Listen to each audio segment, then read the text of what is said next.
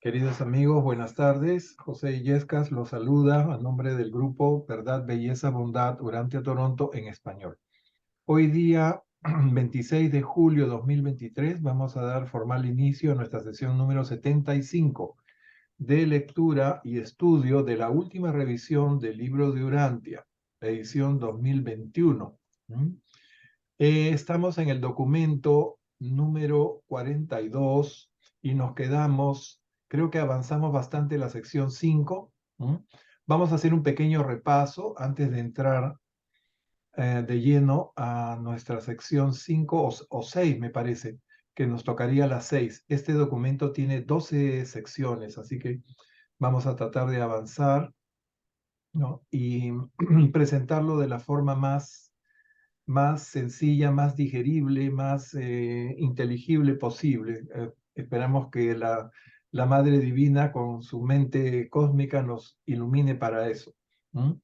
Este documento sí empieza en la página 474 del libro original en inglés. Bien, como siempre, empezamos con una oración. Si alguno de los presentes quisiera ofrecerla, si no, nuevamente la ofrezco yo.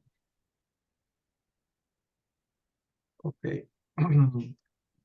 Padre Celestial, te damos gracias por reunirnos nuevamente y por habernos otorgado esta maravillosa revelación. Abre nuestras mentes y nuestros corazones para poderla comprender adecuadamente y poderla transmitir a nuestros hermanos. Te pedimos por las personas que están atravesando dificultades, problemas de salud, problemas económicos, para que encuentren la solución a sus problemas, el alivio y también la fortaleza para poder salir adelante. Te lo pedimos en nombre de nuestro Padre, Jesús de Nazaret, Miguel de Nevadón, tu hijo Miguel. Amén. Bien, le damos la bienvenida a Miriam, que acaba de conectarse. Hola, Miriam. Bien. Entonces, Mario, probablemente tú desde el celular se te haga difícil leer, ¿verdad? No te preocupes, vamos a leer por ti. Ok, Yo puedo Gracias, leer, gracias, gracias, muy amable. bien, yo bien. puedo leer. Tú puedes leer, excelente. Sí, dame el numeral y empiezo a leer ya, antes de que el Ya, bebito empiece. gracias, Ketty. ¿Qué tal? Ok, Buenas. entonces vamos a compartir el libro, sin más preámbulo. Ujú. A ver, voy a entrar al principio de la sección 5. Ya ustedes tienen el documento ilustrado, le he agregado algunas cosas. Ujú. En la sección 5, esto es la 4. La 4 sí la vimos. Ujú. Y le he agregado este cuadro que ahora lo vamos a explicar. Sí, por una eternidad. Esto no sé si llegaron a verlo. Esto es muy interesante. Miren, ¿qué les parece esto? ¿No les parecen los 3 círculos concéntricos? Eso está en esta página web. Voy a ver si la puedo abrir y compartir con ustedes para que vean cómo esta es la energía en forma ondulatoria. Vamos a, antes de entrar, voy a copiar esto para que ustedes vean. Este es muy bonito, esta página. Tiene muchas cosas de física para los que les gusta. Para los que les gusta esto, un segundito, vamos a conectarlo acá. Hay gente más, digamos, aficionada a los temas científicos. Este documento tiene mucho de ciencia, pero lo interesante es que nos presentan la energía, la mente y la materia. En ese orden, vamos a ver por qué. Eso tiene una razón de ser. Ujú. Ok, aquí está. Un ratito voy a dejar de compartir esto, aquí donde estamos, pero dejo de compartir para mostrarles esto. Voy a volver a compartir para que ustedes lo vean. ¿Qué les parece?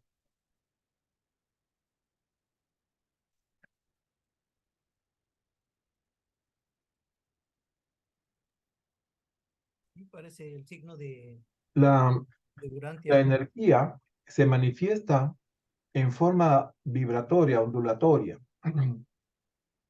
Ajá. Y esta es una fotografía de un, bueno, no sé exactamente de dónde lo han sacado, pero están viendo un fenómeno ondulatorio que es tridimensional en una imagen bidimensional. Entonces ustedes ven esto. ¿Mm? A mí me llamó mucho la atención. Bien, vamos a dejar de compartir esto y volvemos a nuestro libro.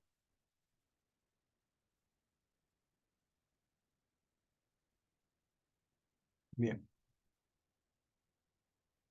Ok, estaríamos acá. Las manifestaciones de la energía en ondas. Pero valdría la pena hacer un pequeño repaso de lo que hemos visto hasta ahora, porque este es un documento considerado difícil. Es un documento que, bueno, se ha presentado en muchos grupos, se ha tratado de hacerlo de la mejor forma, y yo les voy a dar muy brevemente un recorrido de lo que hemos visto hasta ahora. El documento 42 trata de la energía, la mente y la materia, y lo han puesto en ese orden. Primero la energía, después la mente y finalmente la materia. Y no solamente nos dejan entrever, sino que nos afirman que la mente domina la materia. Esto es muy importante.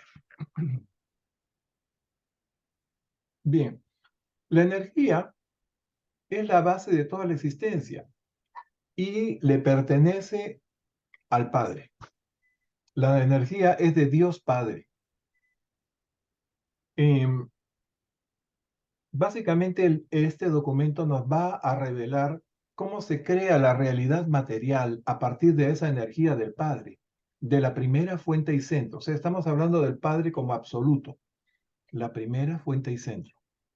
No como Dios, no como divinidad, sino como absoluto.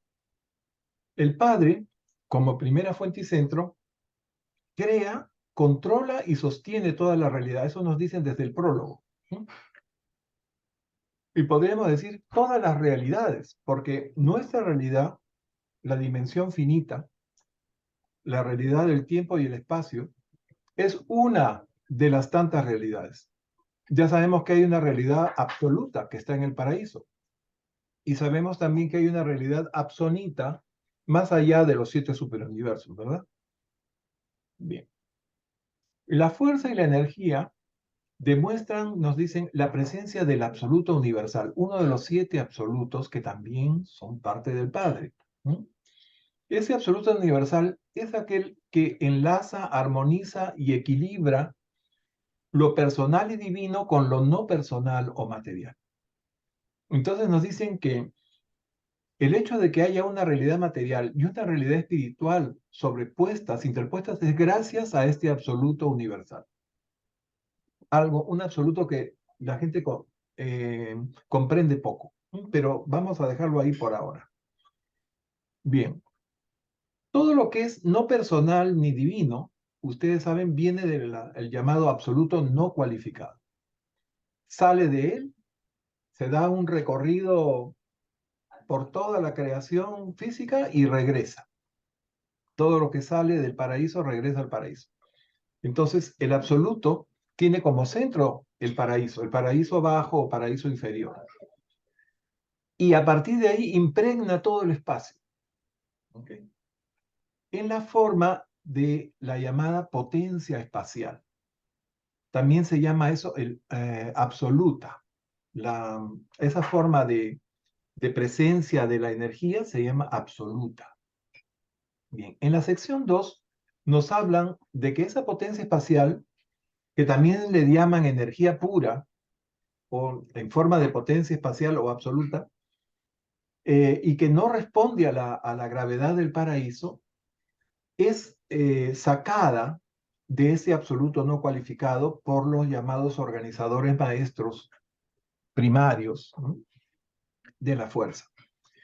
Estos segregan del absoluto no cualificado la energía y la transmutan, nos dicen así. Estos organizadores maestros eventuados, ¿por qué le llaman eventuados? Porque aparecen en el momento que se les requiere, ¿no? Si en algún sector de la creación es necesario hacer una transformación de estas energías primarias, ¿no? Es que están atrapadas en el absoluto no cualificado, la sola presencia de estos organizadores maestros, primero el eventuado y después el trascendental, que también se llama el asociado, entonces ellos segregan del absoluto no cualificado esta energía que después se llama segregata. Por esa razón, porque ha sido segregada del absoluto no cualificado. Esta segregata todavía no responde a la gravedad del paraíso, ¿no? Bien, entonces, el organizador maestro asociado, que les decía que entra después del primario o eventuado, es el que transmuta la energía poderosa en energía de gravedad y es cuando aparecen los ultimatones, los cuales ya van a responder a la gravedad del paraíso y solo a ella, no a la gravedad lineal o gravedad local. Solamente cuando estos ultimatones conforman partículas atómicas como los electrones, en ese momento, desde ese momento ya se hacen sensibles a la gravedad local. ¿Ok? Bien. ¿Qué otra cosa nos han revelado en todo lo que hemos leído en las dos últimas sesiones, ¿no? Una vez que esta energía ha formado el ultimatón, se llama ultimata, porque termina en el ultimatón, ¿no? Y nos dicen que esas energías emergentes, o sea, que han salido del absoluto, la poderosa y la de gravedad, se llaman ultimata porque dan origen al ultimatón. Una vez que los ultimatones crean electrones y otras partículas subatómicas, ¿no? Nos dicen que 100 ultimatones forman un electrón. No nos dicen cuántos ultimatones forman un protón o un neutrón. Pero lo cierto es que todo parte del ultimatón, que es la mínima porción de energía materializada que hay en el universo. ¿Mm? No sé si han oído ustedes hablar de los neutrinos. En el año 99 se publicó como una noticia científica que se habían descubierto unas partículas subatómicas que eran infinitamente más pequeñas que el electrón, que tenían em, perdón, tenían una masa casi nula, casi cercana a cero, que era la partícula, y hasta este momento se considera la partícula elemental más pequeña que la ciencia ha descubierto. ¿Se estarán refiriendo al ultimatón? La verdad, yo no sé. Pero el libro de Urantia dice que antes de que descubran el ultimatón, van a detectar sus manifestaciones y van a aplicarlas en diferentes cosas y los científicos van a pensar que ya han dominado el secreto de la materia. Entonces, sin embargo, ya no se ha vuelto a hablar mucho de estos neutrinos. Al menos yo no he encontrado ninguna noticia, digamos, muy trascendente o muy impactante sobre esto. Sin embargo, no puedo afirmar ni negar porque no estoy metido en la literatura científica de la física atómica, ¿no? Bien, entonces estábamos hablando que ya entraron los ultimatones, ha creado partículas subatómicas que ahora responden a la gravedad lineal y en ese momento ya estos organizadores maestros, se retiran y queda eso en manos, aparece un director del poder universal. ¿Okay? Y estos directores del poder universal se hacen cargo de ese ciclón de energía, de esa nebulosa que han dejado los organizadores primarios. Y ahí se quedan a cargo de eso hasta la llegada de un hijo creador con sus planes para crear su universo, ¿verdad? Bien. En ese momento que ya los ultimatones han creado electrones y átomos, la energía del universo, el poder del universo se denomina gravita, porque responde a la gravedad lineal, ¿no? Ya responde a la gravedad local o gravedad lineal. Algunos dicen la gravedad vertical, porque las cosas caen del techo al suelo, ¿no? Bien. ¿Qué más les puedo decir? Ya tenemos la gravita, y la gravita es una forma de materia que existe solo en los superuniversos, y solo así, allí se les llama así. Si nosotros vemos otras realidades materiales, por ejemplo el paraíso o Abona, la materia tiene otra conformación, nos dicen por ejemplo que en el paraíso la energía se llama monota y la materia se llama absolutum. Bueno, el paraíso es la realidad absoluta, es el centro de todo y el modelo de todo, y de ahí sale todo. Entonces es monota y absolutum. La monota, nos dicen, en el paraíso no se puede diferenciar del espíritu, o sea, el espíritu y la materia están formando una sola cosa, difícil de comprender para nosotros. Bueno, en Abona, la energía se llama triata, pues se origina, ustedes saben, Abona se origina cuando se conforma la Trinidad, ¿no? Y la materia está compuesta ahí por 1000 elementos distintos. ¿Se imaginan que nosotros, que tenemos 100 elementos en la realidad material de los 7 superuniversos, hay tantas formas, tantos átomos y tantas moléculas que se pueden formar por la combinación de estos átomos? ¿Cómo será en una realidad en donde existen no 100, sino 10 veces más átomos? Es difícil de poder hacernos una idea cómo será la realidad física en Abona, en esos 1000 millones de mundos que vamos a tener que recorrer uno por uno. ¿Ok? Bien. Ah, entonces nos habíamos quedado de los directores de poder que están aquí esperando la llegada de un hijo creador.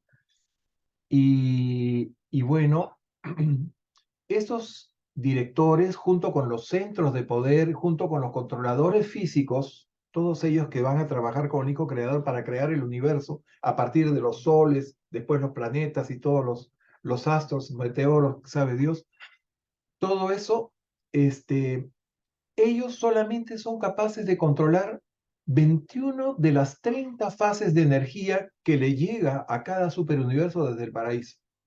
El superuniverso, la capital de cada superuniverso, el nuestro, por ejemplo, Ubersa, recibe tres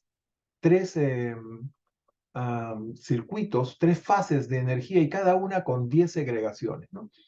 Pero los directores del poder están en condiciones de controlar, más o menos, nos dicen, 21 de estas 30 fases de la energía, ¿no? Las otras quedan bajo el control o del absoluto universal o del mismo absoluto no cualificado, no sabemos. ¿No? Eso no nos queda muy claro.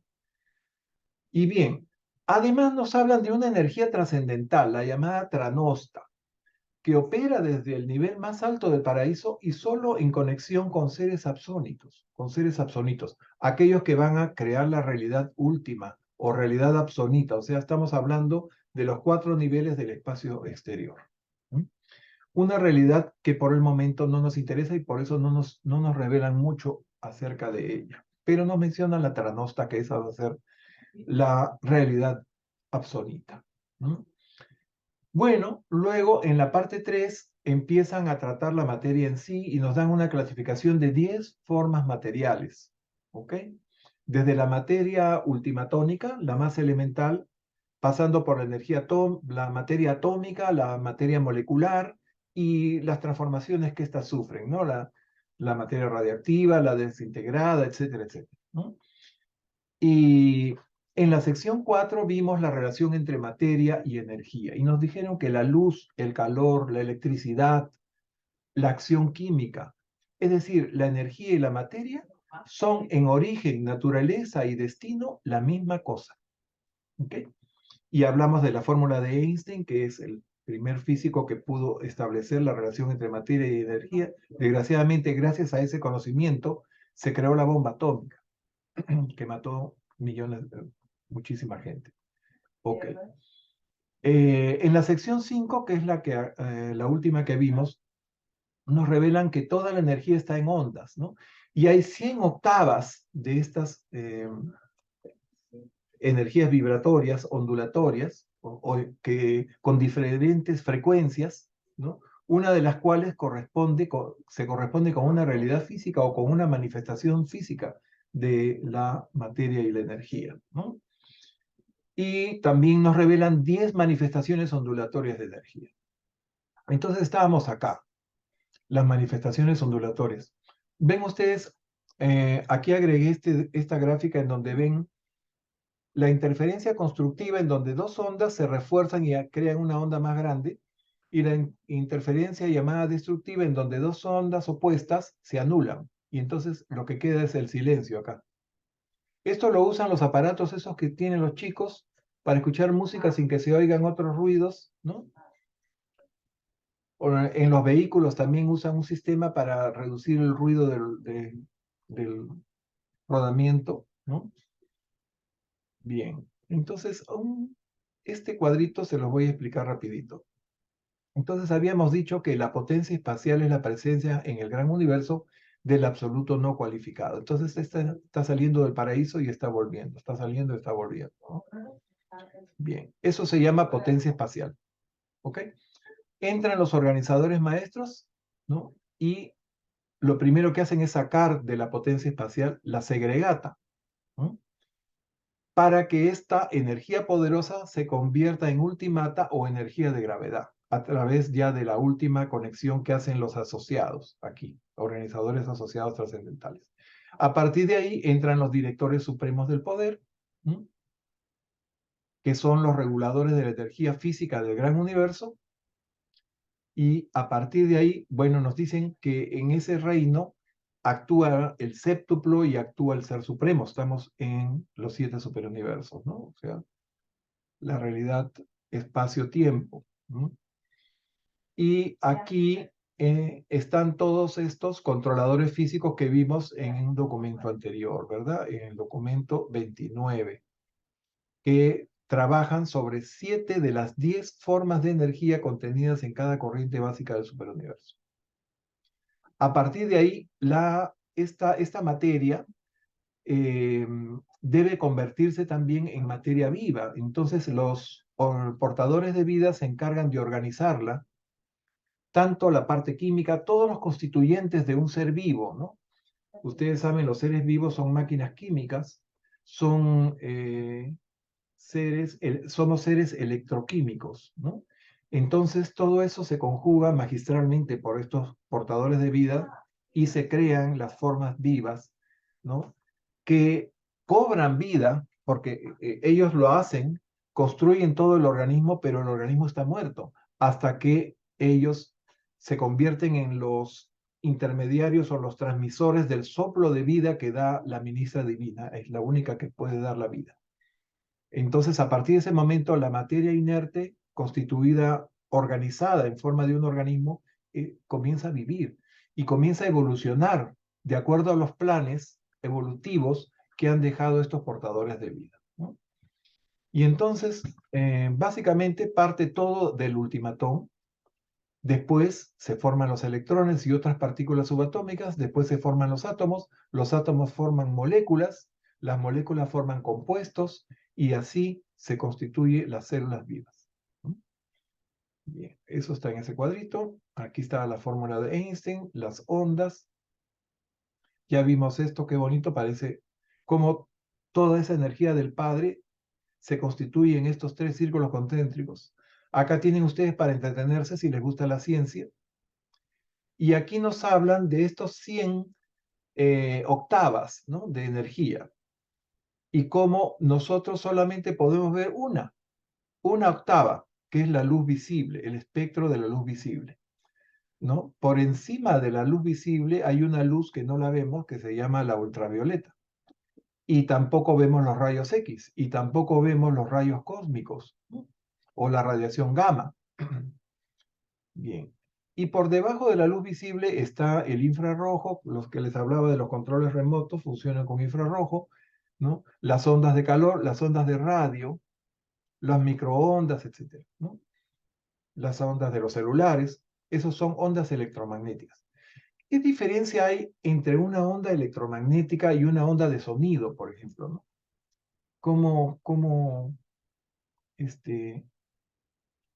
Las ondas de sonido se consideran ondas mecánicas, o sea, la energía producida por el objeto que está produciendo ese sonido, esa vibración, ¿no? Necesita de un medio elástico como el aire o el agua o un sólido para transmitirse. Pero las ondas electromagnéticas sí pueden transmitirse, pueden desplazarse a la velocidad de la luz en el espacio vacío. ¿Ok? Y este es el esquema de una onda electromagnética. Entonces, la luz es una onda electromagnética, así como los rayos X, los infrarrojos, en fin. ¿No? Pero el sonido es una onda mecánica. Y acá tenemos las manifestaciones ondulatorias de la energía. Les puse acá ya el título, es una telefotografía del Sol en el espectro de los rayos X. Así se vería el Sol si pudiéramos por nuestra vista ver los rayos X, ¿no? Y entonces tenemos estos otros 10 tipos de energía ondulatoria, ¿no? Rayos infraultimatónicos, ultimatónicos, espaciales cortos, ¿no? La energía en etapa electrónica, los rayos gamma, los rayos X, los rayos ultravioletas, el espectro de la luz blanca, los rayos infrarrojos y las ondas de radio o ondas hertzianas, todo de las comunicaciones. Ahí está la radio, la televisión, las microondas, qué sé yo, 4G, 5G, los celulares, todo eso. Bien, esto ya lo habíamos visto.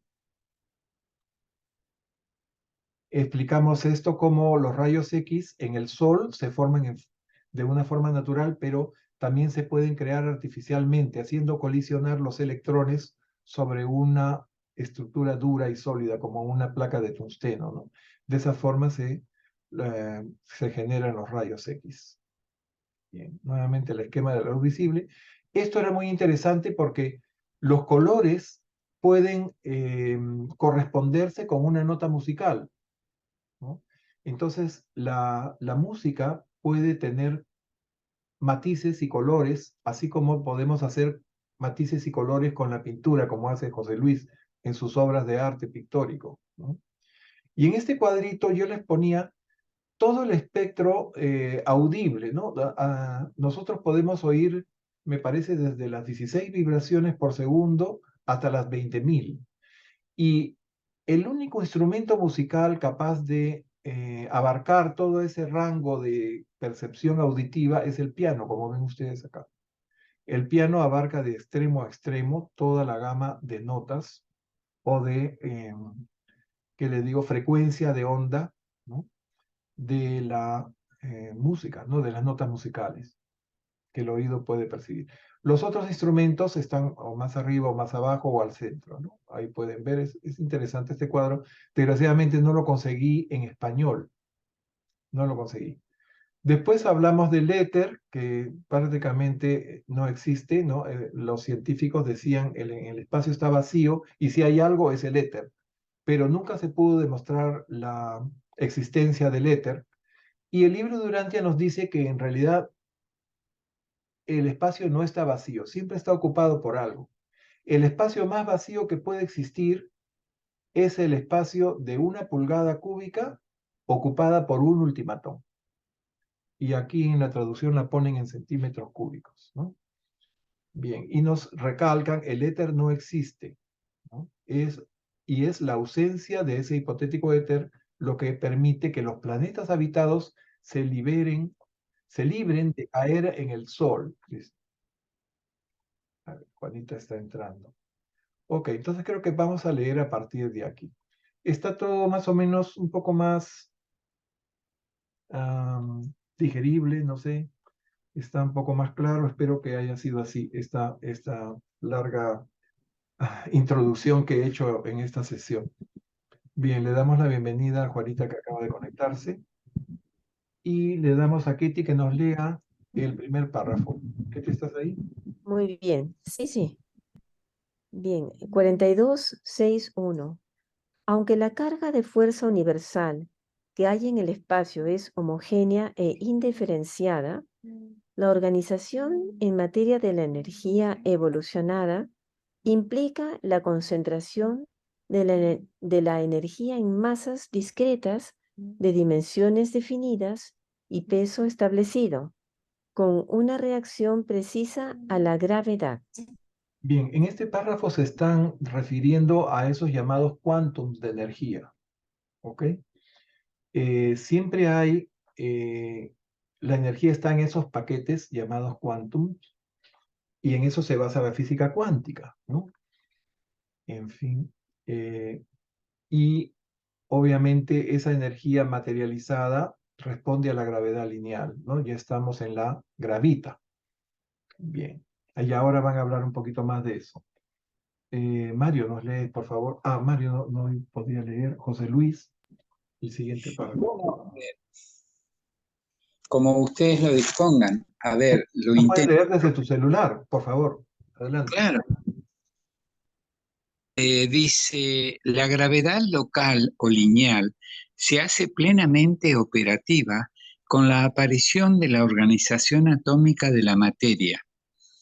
La materia preatómica se hace ligeramente sensible a la gravedad cuando es activada por los rayos X y otras energías similares, pero la gravedad lineal no ejerce ninguna atracción medible sobre partículas de energía electrónica libres, desligadas y sin carga, ni sobre ultimatones no asociados. Les aclaro que yo estoy siguiendo, siempre he seguido todos estos días que hemos estado estudiando con antelación, del libro que yo tengo, edición 1993 o 1993, muchachos. Yo tengo la tercera edición 1997, cubierta flexible, tapa azul, Ah, que es ya, el libro físico, ya. del libro físico, la primera revisión. Y les aclaro que está tal cual, pibes, ¿eh? O sea, Ah, está, qué bueno. sí, sí. Bien. Sí. Yo Gracias. siempre, bueno, nosotros desde que empezamos esta nueva lectura del libro y decidimos tomar la última revisión, lo hicimos por dos razones. Primero, queríamos ver qué tan buena era, qué tan fácil de entender en los párrafos en comparación con las anteriores, ¿no? Y la segunda, el segundo motivo fue colaborar con la corrección de los párrafos o de los documentos donde hayan errores, ¿no? Hasta el momento hemos encontrado en realidad muy pocos errores. Sin embargo, ha habido una gran presión para que se deje en revisión. Inclusive se ha sacado, si ustedes entran a la página de la Fundación en español, ya no pueden ver la nueva versión. Ya no está la pestaña que permitía abrir la nueva versión. O sea, la han retirado. Solamente está la versión 93, 3.2, que es la que está usando el grupo X en sus sesiones, ¿no? Y seguramente muchos otros. Y también está la versión de Europa 2009, ¿no? Que es la que leímos nosotros durante Toronto en la lectura anterior que hicimos hace 2 o 3 años. Bien, yo creo que todas las traducciones son buenas y ninguna es perfecta. ¿No? Y cuando uno lee invocando a su espíritu de la verdad, invocando, bueno, discernimiento, siempre captas la revelación, ¿no? Siempre captas lo que te quieren decir y asumes tu interpretación como lo que mejor puedes comprender, ¿no? Cada uno lo interpreta eh, probablemente algo distinto. Yo aquí me permito traerles mi interpretación porque estoy presidiendo el grupo, pero cada uno de ustedes puede darme su forma, su punto de vista, su forma de interpretación y todas son bienvenidas y todas son válidas. ¿Ok? Bien, dicho esto, pasamos al siguiente párrafo. Ah, ahora sí, José Luis, por favor. Los ultimatones funcionan por atracción mutua y responden solo a la atracción de la gravedad paradisíaca circular. Como no responden a la gravedad lineal, se mantienen en la deriva universal del espacio. Los ultimatones son capaces de acelerar su velocidad de revolución hasta el punto de tener un comportamiento parcialmente antigravitatorio, pero sin la intervención de los organizadores de la fuerza o de los directores del poder, no pueden lograr la velocidad crítica de escape que les haría perder la individualidad y regresar a la etapa de energía poderosa. En la naturaleza, los ultimatones escapan del estatus de existencia física solo cuando participan en el desmoronamiento terminal de un sol enfriado y moribundo. Ok, ven, vamos a comentar brevemente lo que acaba de leer José Luis. Miren, el ultimatón es una partícula indestructible. Está ligada directamente al paraíso y solo responde a la gravedad del paraíso. Solo cuando constituye materia subatómica o materia atómica se hace sensible a la gravedad lineal. Y se puede destruir la materia, pero no se puede destruir el ultimatón, ¿no? Eh, Básicamente, solo los organizadores de la fuerza, ¿no? O los directores de poder pueden hacer que el ultimatón vuelva a constituir energía poderosa, o sea, pueda volver a su estado previo, ¿no? De existencia. Ok. En este cuadro más o menos se repasa lo que ya habíamos dicho, ¿no? Los organizadores primarios de la fuerza ponen en movimiento la energía poderosa que no responde a la gravedad del paraíso y la van a convertir la van a segregar de del absoluto no cualificado. Después entran los maestros asociados, los organizadores maestros que la convierten en energía de gravedad y finalmente ultimatones, ¿no? Y los ultimatones posteriormente electrones, pero a partir de ese momento van a entrar los directores del poder universal. Pepe, Sí, ¿puedes explicar eso? ¿Qué significa segregar? segregar es sacar una parte, ¿no? Ajá, Eh, claro, en términos médicos, secreción se refiere a la producción de una sustancia por una glándula, ¿no? Por ejemplo, las glándulas sudoríparas segregan el sudor, las glándulas salivales segregan la saliva, ¿no? Pero acá parece que tiene otra acepción, o sea, ellos sacan de este absoluto, que es el absoluto no cualificado, una porción de energía para que se transforme en energía poderosa y posteriormente en energía de gravedad, que sea sensible a la gravedad absoluta o a gravedad circular del paraíso. ¿Okay? Y a partir de ahí se crean los ultimatones, o sea, los ultimatones están íntimamente ligados a la gravedad del paraíso, no a la gravedad local. Solamente cuando conforman los electrones y los átomos, esa materia ya responde a la gravedad local, ¿no? Entonces, pero eso ya es a cargo, ya no de los organizadores maestros, sino de los directores del poder, ¿no? y perdón, tú dijiste 100 ultimatones conforman un electrón, ¿no? Y ahora Eso vamos fue... a ver cómo se conforma el electrón con estos diagramitas que están acá, que Ok. a algunos les ha parecido extraños, vamos a explicarlos. Bien, le tocaba a Renato. ¿Nos puedes leer, Renato, este parrafito para entrar a explicar los ultimatones en detalle? Los ultimatones desconocidos en Urantia reducen su velocidad a través de muchas fases de actividad física antes de lograr los requisitos de energía de revolución esenciales para su organización electrónica. Los ultimatones tienen tres variedades de movimiento: por resistencia mutua a la fuerza cósmica, por revoluciones individuales de potencial antigravitatorio y por las posiciones intraelectrónicas de los 100 ultimatones mutuamente interasociados. Interasociados, así es. Entonces, miren, en este esquema están viendo ultimatones conformando bloques básicos de construcción. Cada tres ultimatones forman un triángulo equilátero. Acá ven unos tres, acá ven otros tres. En estos están, acá hay unas barras, unas bielas de conexión.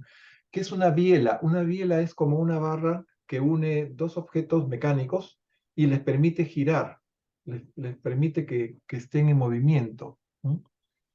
Esa es una biela. Entonces, 5 ultimatones, como ven acá, forman una figura geométrica, un sólido que se llama tetraedro, con uno en el centro. Después, estos tetraedros se van acoplando unos con otros, ¿no? 2 ultimatones estos rojos de la primera capa se asocian, ¿no? Y entonces van a formar una figura pentagonal o hexagonal. Y al final se van a ir integrando más de estos ultimatones, ¿no? Se van agregando, agregando, agregando hasta que llegan a esto, a esta estructura. Son pentágonos y hexágonos, pentágonos y hexágonos. Y cuando ya se reúnen los 100, forman esta pelota, igualita a un balón de soccer, de fútbol, ¿no? Y esto es un electrón. Así termina de juntarse los ultimatones, organizándose de esta forma, y forman 100, forman el electrón. Bien. Esto lo saqué me pareció perfectamente bien explicado en el grupo de Atlanta que se llama la quinta revelación epocal. Bien. Leyó Renato. Miriam, ¿nos puede leer el siguiente párrafo, por favor? La atracción mutua mantiene juntos a 100 ultimatones en la constitución de un electrón, y no hay nunca ni más ni menos que 100 ultimatones en un electrón típico. La pérdida de uno o más ultimatones destruye la identidad electrónica típica y trae a la existencia una de las 10 formas modificadas del electrón. Ok, entonces acá hay una ley, ¿no? Que está en base al sistema decimal, ¿no? Son 100 electrones para que haya un electrón, son 100 ultimatones para que se forme un electrón estable, ¿no? Si se pierde uno o dos, ya ese electrón queda mal constituido, queda inestable, y hay hasta 10 tipos distintos de electrones inestables, nos dice. ¿Cómo se comportarán en la realidad esos electrones inestables que no tienen completos sus ultimatones? La verdad no podría decirles. Bien. Kitty, nos lees el siguiente. A ver. 4266. Los ultimatones no describen órbitas ni giran en circuitos dentro de los electrones, sino que se despliegan o agrupan según sus velocidades de revolución axial, determinando así las dimensiones electrónicas diferenciales. Esta misma velocidad ultimatónica de revolución axial determina también las reacciones negativas o positivas de los diversos tipos de unidades electrónicas. Toda la segregación y agrupación de la materia electrónica, así como la diferenciación eléctrica en cuerpos negativos y positivos de materia y energía, son resultado de los diversos funcionamientos de la interasociación de los componentes ultimatónicos. Miren qué interesante este párrafo. Acá nos están hablando ya del origen de las otras partículas subatómicas, ¿no? Están diciendo que de acuerdo a cómo se constituyen los ultimatones, se pueden formar otras partículas, inclusive con carga, ¿no? Los electrones tienen carga negativa, los protones tienen carga positiva, y los neutrones aparentemente no tienen carga, son las partículas que le dan el peso atómico, el peso al átomo, ¿no? Cuanto más neutrones, el átomo es más pesado. Pero además hay otra partícula que nos van a hablar más adelante. Todo parte del ultimatón, no se olviden de eso. Bien. Le toca a Mario. ¿Nos puede leer, por favor? cada átomo. Mario. Creo que no está. José Luis. Cada átomo tiene un diámetro de algo más de 1/40 millones de 40 centímetros, millonésimo de centímetro. 1.040.000, etcétera, como dijiste, de centímetro, De centímetro. mientras que un electrón pesa un poco más de, a ver, puedes decirme Un 2 milésimo de un, átomo, del átomo más pequeño. un Un 2 2 milésimo.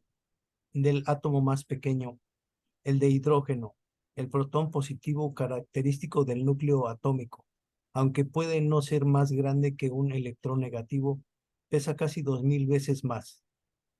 Ujú.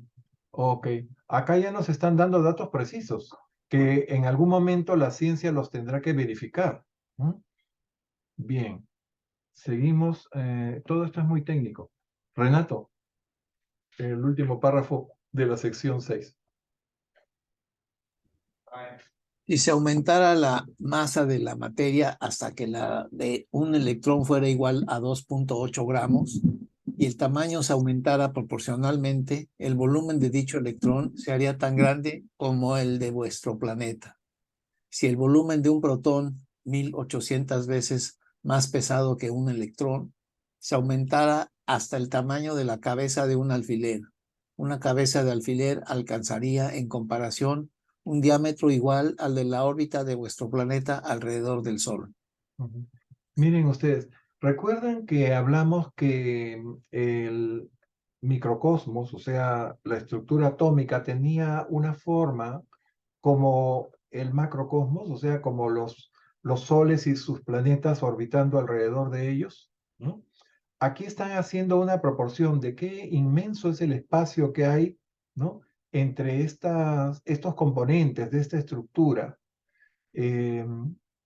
Y ahí pueden ver de cómo si un protón fuera del tamaño de, de la cabeza de un alfiler, ¿no? Nos dicen,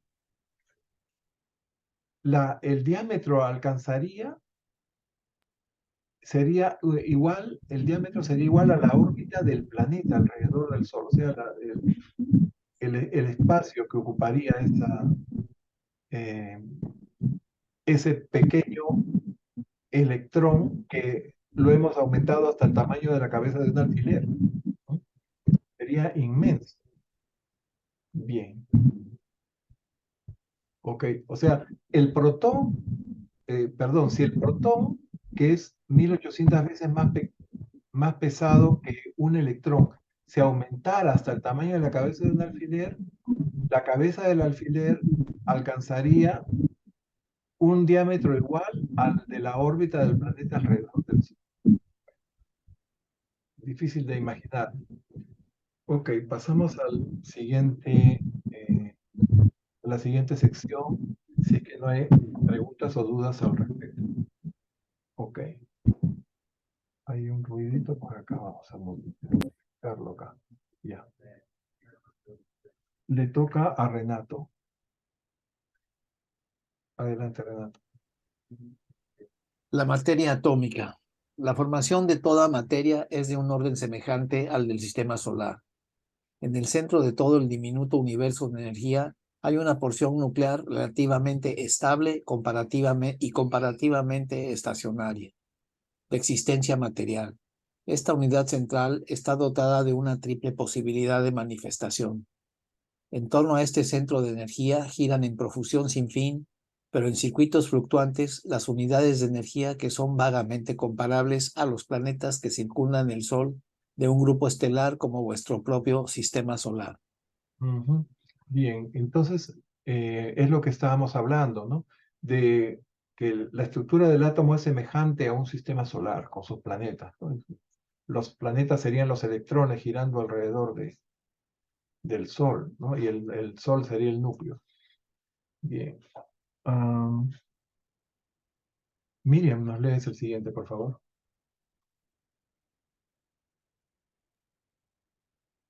Dentro del átomo, los electrones giran alrededor del protón central, con aproximadamente el mismo espacio relativo que el de los planetas cuando giran alrededor del Sol en el espacio del sistema solar. En proporción a su tamaño real, la distancia relativa entre el núcleo atómico y el circuito electrónico más interior es la misma que la que existe entre Mercurio, el planeta más interior, y vuestro Sol. Bien, acá están haciendo una comparación precisa entre la órbita más cercana al núcleo del átomo y la órbita más cercana al Sol, que es la de Mercurio, ¿no? Que en proporción es la misma distancia. ¿Mm? Interesante. Ketty, no sé si puedes leer tú el siguiente, las Perdón, revoluciones axiales, sí. ya, ahora sí. Esto, 4273, ¿verdad? Sí. Bien. Las revoluciones axiales de los electrones y sus velocidades orbitales alrededor del núcleo atómico están más allá de la imaginación humana, por no mencionar las velocidades de los ultimatones que los componen. Las partículas positivas de radio salen hacia el espacio a 16.000 kilómetros por segundo, mientras que las partículas negativas alcanzan una velocidad cercana a la de la luz. Ok. Gracias, Ketty. Acá hay más datos técnicos. Nos están hablando de las revoluciones axiales de electrones, ¿no? Esas revoluciones axiales son lo que se conoce como el spin del electrón, ¿no? Y también cómo las partículas positivas, o sea, los protones, salen, que son más pesados que el electrón, a 16.000 kilómetros por segundo, mientras que las partículas negativas, los electrones, pueden alcanzar velocidades cercanas a la luz. ¿No? Bien.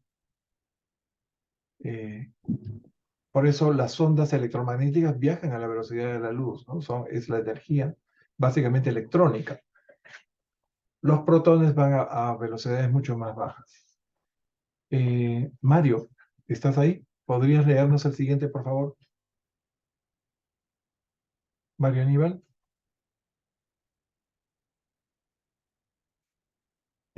José Luis, por favor. Sí, es las revoluciones axiales, sí, ¿verdad? Los Ok, universos. los universos locales son de construcción decimal. Hay exactamente 100 materializaciones atómicas distinguibles de la energía espacio en un universo dual. Esa es la máxima organización posible de la materia en Nevadón.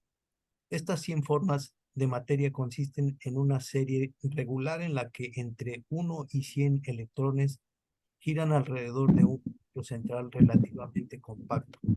Esta situación, esa asociación ordenada y fiable de diversas energías es lo que constituye la materia. Gracias, José Luis. Bien. Entonces, aquí en Nevadón y seguramente en todos los demás universos locales, la materia se constituye en 100 elementos estables. Y hay un máximo de 100 electrones por cada átomo. Ahora, estos electrones se distribuyen en diferente número y en diferente orden en las órbitas, ¿no? Y esto da como resultado distintos elementos. Y vamos a ver que estos elementos van a estar en grupos de 7 y a partir del octavo van a cambiar sus características físico-químicas. Aquí tienen ustedes una tabla periódica en donde están ordenados los elementos desde el más ligero como el hidrógeno hasta el más pesado. Y ahora ustedes me dirán, pero acá hay más de 100 elementos. En realidad esta tabla tiene hasta 100,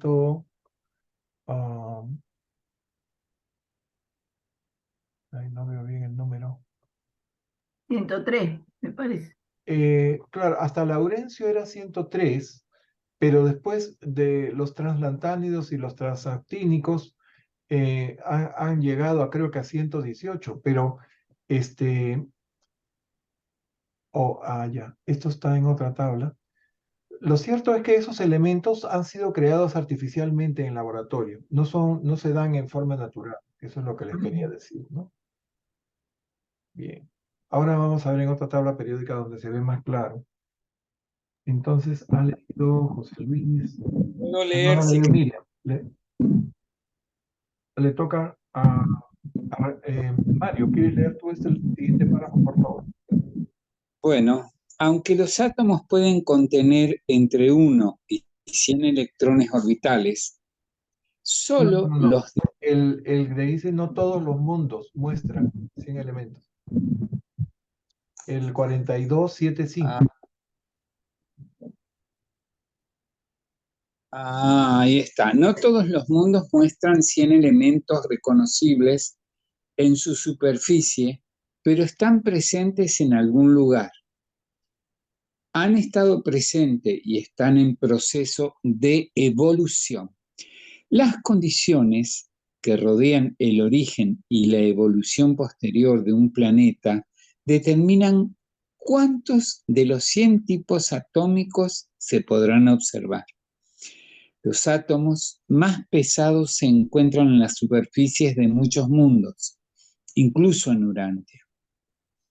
Los elementos conocidos más pesados manifiestan una tendencia a romperse en pedazos cuando se ilustra en el comportamiento del radio. Gracias. Gracias, Mario. A ver, si nosotros pudiéramos ver con un telescopio un planeta, un exoplaneta, un planeta fuera del sistema solar, y pudiéramos identificar mediante los espectrómetros, ¿no? Qué espectros de qué elementos hay, podríamos no encontrar los 100 elementos, pero en alguna parte están, nos dicen. De todas maneras se forman 100 elementos en esta realidad en que vivimos, y en los 7 superuniversos, no solamente en Orbontón y en Orbontón Nevadón, ¿no? Y además nos dicen que cuando los átomos son muy pesados, por ejemplo, el radio o el uranio, ¿no? Tienden a hacerse radioactivos, tienden a romperse y a estar liberando, ¿no? La energía de sus electrones perdidos. Nos dan el ejemplo del radium, ¿no? Que fue el primer elemento radioactivo que se descubrió gracias a las investigaciones de Marie Curie. Bien. Le toca a... creo que... A ver, ya perdí el ritmo. Renato, te tocaría a ti, creo. La estabilidad del átomo depende del número de neutrones eléctricamente inactivos del cuerpo central. Su comportamiento químico depende enteramente de la actividad de los electrones que giran libremente. O sea, la química de un elemento depende de los electrones de la última capa para que sean capaces de combinarse con otros átomos y formar los compuestos. Bien. Renato, Miriam, ¿nos lees el siguiente, por favor?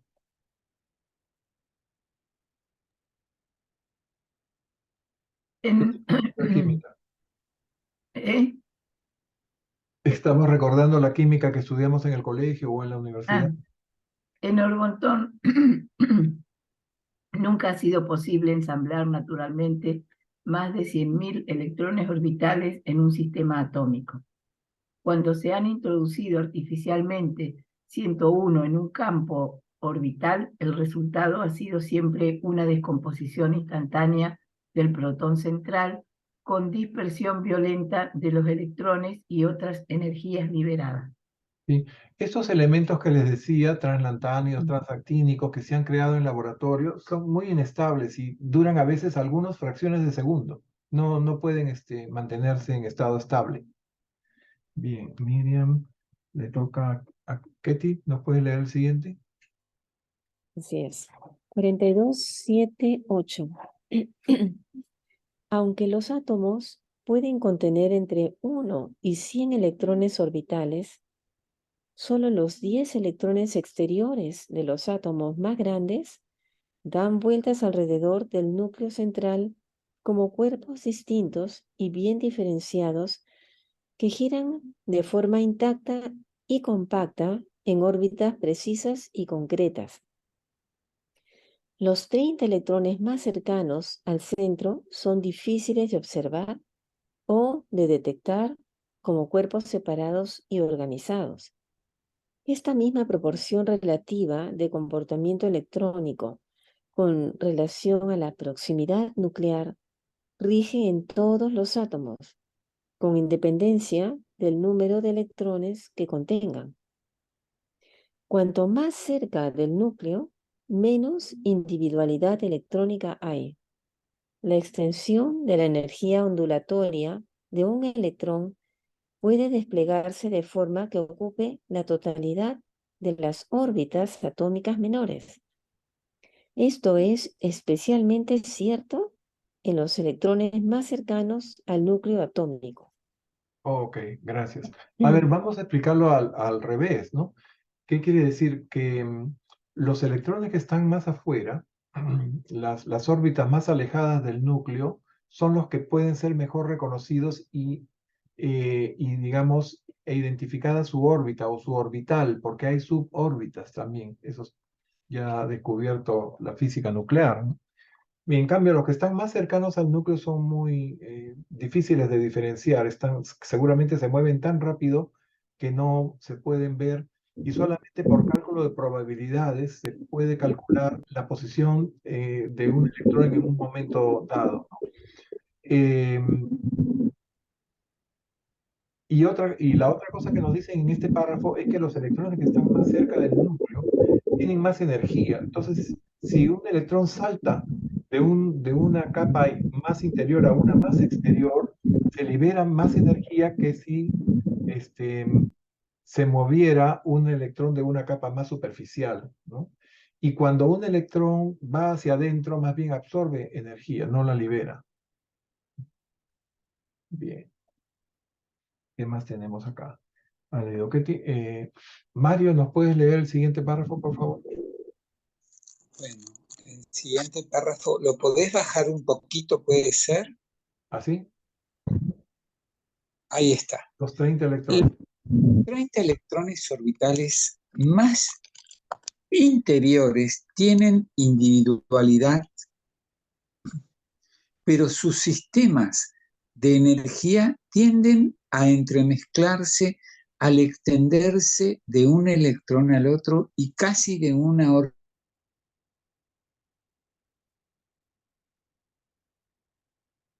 ¿Puedes repetir, Mario? No te hemos oído la última parte. ¿Nos escuchas, Mario? Ejercen un control más completo sobre sus sistemas concomitantes de energía. Los 30 electrones siguientes, la tercera zona de energía, están aún más individualizados y circulan en órbitas más diferenciadas y concretas.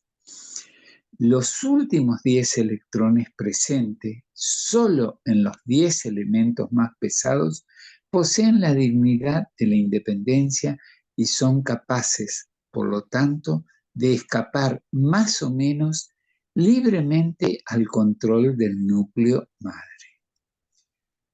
Con una vibración mínima de temperatura y presión, los componentes de este cuarto grupo más exterior de electrones escaparán a la sujeción del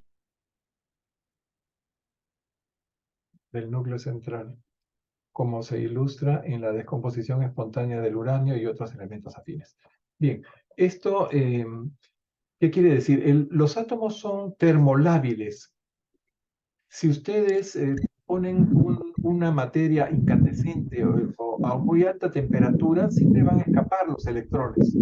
Si están en un tubo de vacío, esos electrones se escapan y si chocan con una placa de tungsteno van a generar rayos X. Como les decía, es la forma cómo se producen artificialmente los rayos X, ¿no? Y eso es porque escapan, los electrones exteriores son fáciles de separar de los núcleos. Bien. le toca a José Luis. Me parece que ya tuvo que retirarse. Oh, José Luis tuvo que retirarse. Adelante, Renato. Los primeros 27 átomos, los que contienen entre 1 y 27 electrones orbitales, son más fáciles de comprender que el resto. Del 28 en adelante, nos encontramos cada vez más con la imprevisibilidad de la supuesta presencia del absoluto no cualificado. Pero algo de esta imprevisibilidad electrónica se debe al diferencial de velocidad de revolución axial de los ultimatones y a su explicación, a su inexplicada propensión a apiñarse. Otras influencias físicas, eléctricas, magnéticas y gravitotarias intervienen también para producir un comportamiento electrónico variable. Los átomos son, pues, similares a las personas en cuanto a la previsibilidad. Los estadísticos pueden enunciar leyes aplicables a grandes números de átomos o de personas, pero no a un solo átomo ni a una persona individual. Interesante, ¿no? Comparan los átomos con las personas, o sea, tienen conductas ciertos átomos, ¿no? Y los primeros 27 son los más fáciles de entender, pero después la cosa se va complicando, ¿no? Y ya no se comprenden del todo. Muy bien. Pasamos a la sección 8. Miriam, nos lee, por favor. 8. La cohesión atómica. Además de la gravedad, uno de los varios factores que contribuyen a mantener unido un minúsculo sistema atómico de energía, existe también en y entre estas unidades físicas básicas una energía poderosa y desconocida.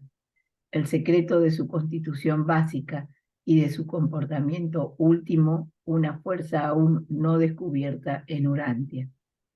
Esta influencia universal impregna todo el espacio comprendido dentro de esta minúscula organización de energía. Miren, ustedes, el átomo no está constituido en protones y electrones que al girar, bueno, más o menos se mantienen en un equilibrio, sino que hay una energía adicional que mantiene los átomos unidos o constituidos así como son, y esa energía todavía no la hemos descubierto, no sabemos cómo es que funciona ese tipo de energía. Esto es muy interesante. Bien, Ketty, ¿nos puedes leer el siguiente? Pepe, está Juanita. Perdón, Juanita, te estaba salteando. Vamos a poner a Juanita. La voy a poner en vez de José Luis, que ha tenido que retirarse. Adelante, Juanita. Gracias, Miriam. Gracias No. por hacerme acordar. Disculpa, Juanita. Se me pasó. No te preocupes, es que entré tarde. Ya, el espacio interelectrónico de un átomo no está vacío. En todo el átomo, este espacio interelectrónico está activado por manifestaciones ondulatorias perfectamente sincronizadas con la velocidad electrónica y las evoluciones ultimatónicas. Esta fuerza no está enteramente sujeta a vuestras leyes reconocidas de atracción positiva y negativa. Por eso se comporta a veces de forma imprevisible. Esta influencia innominada parece ser una reacción de fuerza-espacio del absoluto no cualificado. Bien, ya se conoce en la física atómica lo que se llama el principio de la incertidumbre, ¿no? Que no se puede saber la posición del electrón y una serie de cosas más. Bueno, lo cierto es que el espacio interelectrónico tampoco está vacío, ¿no? Sigue siendo así como en el macrocosmos, ¿no? El Sol y los planetas. Aparte de los planetas hay cometas, hay asteroides, hay una serie de cosas. Entonces, nos dicen que esto está bajo el dominio del absoluto no cualificado, es obvio. El absoluto no cualificado impregna todo el espacio. Bienvenida, Consuelo. Vamos a agregar a Consuelo en la lista de lectores. Buenas noches para todos. Bienvenida, Consuelo. Renato, ¿nos lees el siguiente? No, ¿a quién le toca? Perdón. Ha leído Juanita. Leyó Ketty, después leyó Juanita. Y a mí me toca. Ah, Mario, sí. Gracias. Los protones cargados y los neutrones no cargados del núcleo del átomo se mantienen unidos por la función de alternación del mesotrón, una partícula de materia 180 veces más pesada que el electrón. Sin esta disposición, la carga eléctrica que portan los protones descompensaría el núcleo atómico. Gracias. El núcleo atómico. Gracias, Mario. Miren, acá nos empiezan a hablar de esta tercera partícula, el mesotrón. Habíamos visto que en la física se reconoce el electrón, el protón y el neutrón. Además, hay otras partículas subatómicas, inclusive los neutrinos que les había mencionado, que podrían hasta el momento equivaler a los ultimatones, pero probablemente no lo sean, ¿no? Porque según la revelación, primero van a ver cómo se manifiesta el ultimatón físicamente antes de que se identifique como ultimatón. Bien, entonces acá nos están hablando del mesotrón y que sería una partícula que hace una especie de alternación, ¿no? Ahora vamos a ver a qué se refieren con eso de alternación. Bien, leyó Mario, le tocaría a José Luis, pero ya leyó Juanita. Renato, adelante. Tal como están constituidos los átomos, ni las fuerzas eléctricas ni las gravitatorias podrían mantener el núcleo unido. La integridad del núcleo se mantiene por la función cohesiva de alternación del mesotrón, que es capaz de mantener unidas partículas cargadas y no cargadas gracias a su poder superior de masa-fuerza y a su funcionalidad de hacer que los protones y los neutrones intercambien constantemente sus lugares. El mesotrón hace que las partículas nucleares sea lanzada incesantemente de acá para allá entre los protones y los neutrones.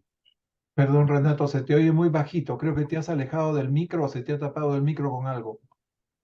Ok, a ver. Gracias. Ahora sí. ¿Podrías repetir el último renglón? Dice la integridad del núcleo. La integridad del núcleo se mantiene por la función cohesiva de alternación del mesotrón, que es capaz de mantener unidas partículas cargadas y no cargadas gracias a su poder superior de masa-fuerza y a su función adicional de hacer que los protones y los neutrones intercambien constantemente sus lugares. El mesotrón hace que la carga eléctrica de las partículas nucleares sea lanzada incesantemente de acá para allá entre los protones y los neutrones. En una fracción infinitesimal de segundo, una partícula nuclear dada es un protón cargado y en el siguiente es un neutrón no cargado. Esas alternancias del estatus de energía son tan increíblemente rápidas que la carga eléctrica no tiene oportunidad de ejercer su inflexión disruptiva. El mesotrón funciona así como una partícula transportadora de energía que contribuye poderosamente a la estabilidad nuclear del átomo.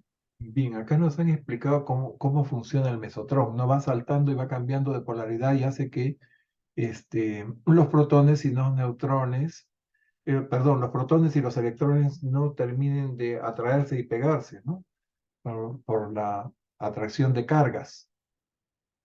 Interesante. Bien, todos estos son cosas puramente técnicas. Seguimos avanzando y que nos describen en detalle, ¿no? Ok.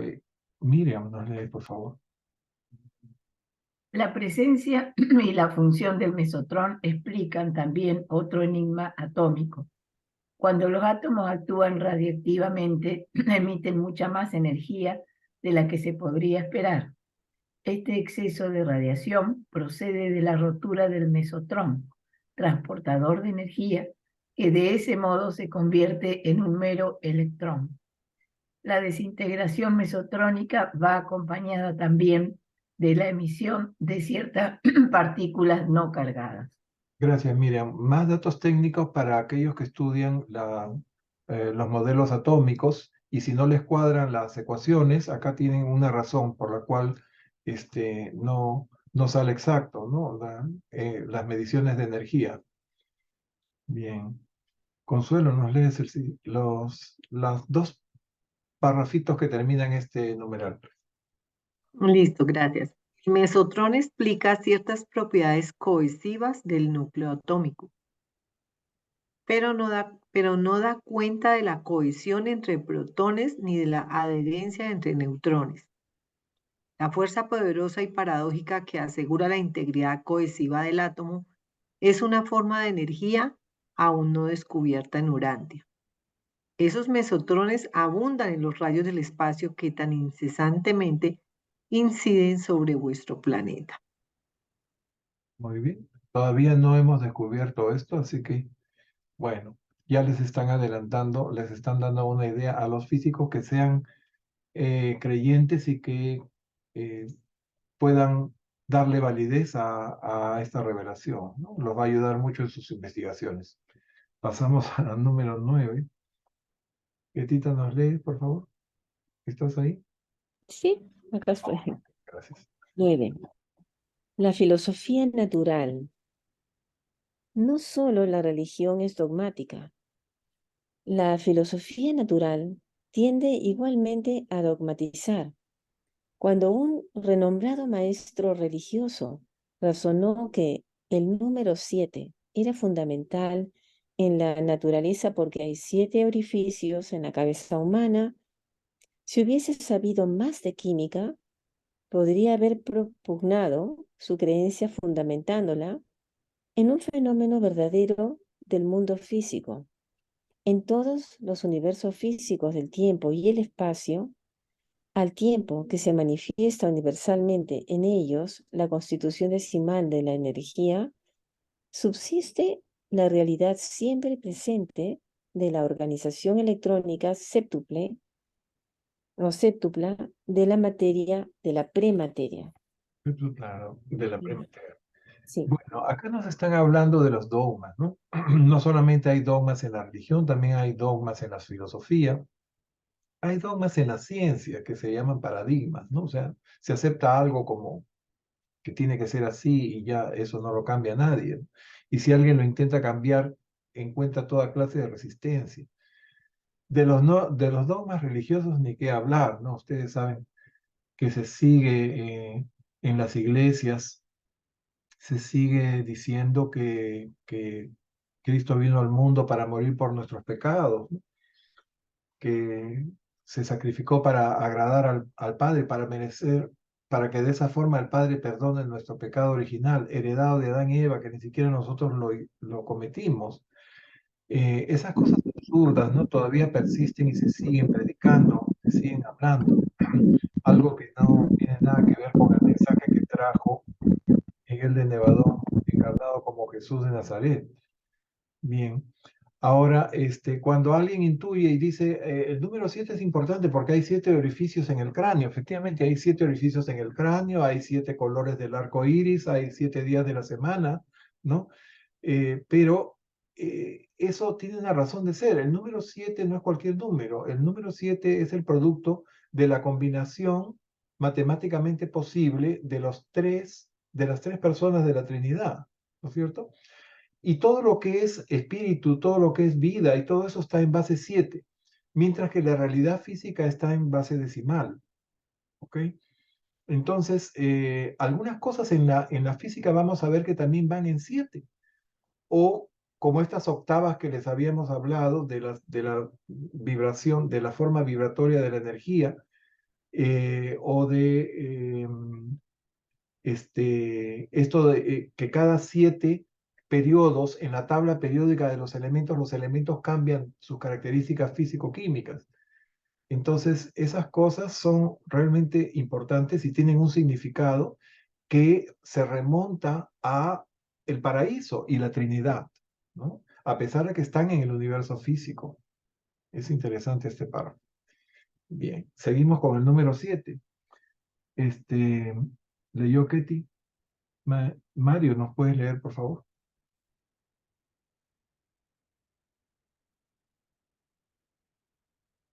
Mario, ¿estás ahí? ¿Tu micro está cerrado? Si no, vamos para no perder tiempo. Juanita, por favor. El número 7 es básico en el universo central y en el sistema espiritual de transmisiones inherentes de carácter, mientras que el número 10, el sistema decimal, es inherente a la energía, a la materia y a la creación material. Sin embargo, el mundo atómico muestra cierta caracterización periódica que se repite en grupos de 7.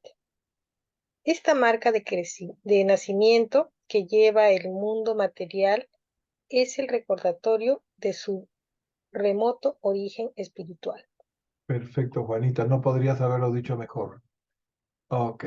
Seguimos en el siguiente párrafo. Renato.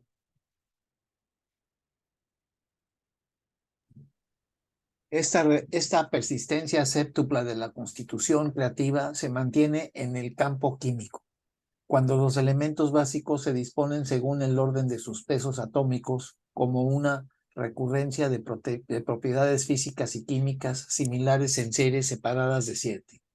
Cuando los elementos químicos de Urantia se ordenan en fila de esta manera, cualquier cualidad o propiedad dada tiende a repetirse de 7 en 7.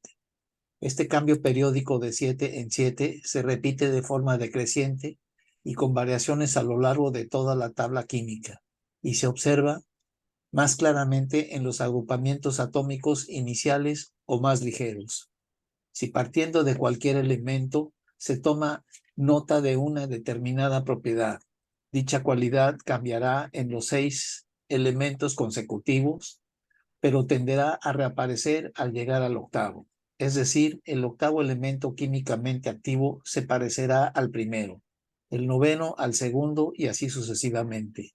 Este hecho del mundo físico apunta inconfundiblemente a la constitución séptupla de la energía ancestral y refleja la realidad fundamental de la diversidad séptupla de las creaciones del tiempo y el espacio. Y como también puede observar el hombre, hay 7 colores en el espectro natural. Muy bien. Entonces aquí nos explican cómo, por qué se llama tabla periódica, ¿no? Porque cada periodo de 7, los elementos van cambiando sus características y después a partir del octavo comienza a repetirse una característica original. Podríamos entrar en detalle explicando características de un montón de elementos acá, pero que no, creo que no viene al caso. Está buscando una tabla que tuviera los grupos, ¿no? Acá tienen los grupos de elementos. Por este lado están comenzando el hidrógeno, el más ligero, y en este lado están los gases raros o gases nobles. Bien, desgraciadamente no encontré una tabla en español, pero ahí sí pueden ver. Acá hay otra tabla en donde está ordenado por pesos atómicos, ¿no? El número 1 es número atómico, el número atómico es el número de protones. Y peso atómico es la suma de protones con neutrones. Bien, pasamos al siguiente párrafo, son datos puramente técnicos. Miriam, por favor. Pero no todas las suposiciones de filosofía natural son válidas. El hipotético éter, por ejemplo, representa un intento ingenioso del hombre de unificar su ignorancia de los fenómenos del espacio. La filosofía del universo no puede estar basada en las observaciones de la llamada ciencia. Si no pudiera ver la metamorfosis con sus ojos, un científico tendería a negar la posibilidad de que una oruga se transforme en mariposa. Claro, hay cosas que los científicos asumen sin haber visto, ¿no? Pero si no hubieran visto cómo la oruga se convierte en mariposa, no podrían describir esa metamorfosis. Son ejemplos de cómo uno fácilmente puede caer en el error. Bien. Consuelo, nos lees el último párrafo, por favor. Están ladrando las perras. No sé si las escuchan o leen. Muy bajito, puedes leer.